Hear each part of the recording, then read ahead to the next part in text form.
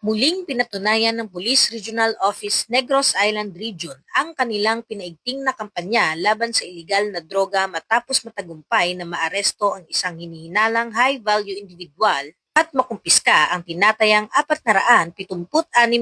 pisong halaga ng hinihinalang shabu na gawang bypass operation sa Purok Bormahico, Barangay Tangub, Bacolod City noong madaling araw ng ika-27 ng Mayo taong kasalukuyan. Ang operasyon ay pinangunahan ng mga operatiba ng Police Regional Office Negros Island Region katuwang ang Bacolod Police Station 8 matapos makatanggap ng isang impormasyon mula sa isang confidential informant. Kinilala ang sospek na si alias Josh, 28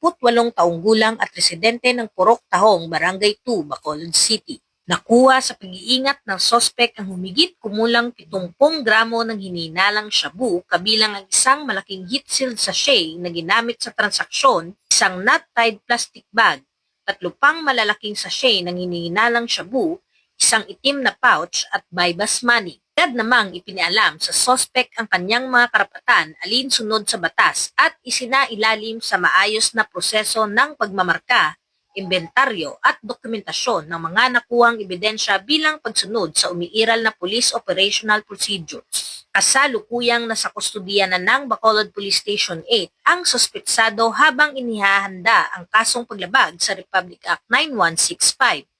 o ang Comprehensive Dangerous Drugs Act of 2002. Ang matagumpay na operasyong ito ay bahagi ng mas pinaigting na kampanya ng kapulisan laban sa iligal na droga upang mapanatili ang kapayapaan, kaligtasan at kaayusan sa komunidad. Ipinapakita rin ito ang patuloy na pagtutok ng Philippine National Police sa intelligence-driven operations, mas mahigpit na law enforcement efforts at aktibong pakikipag-ugnayan sa mamamayan upang tuluyang wakasan ang kriminalidad at iligal na droga sa rehiyon.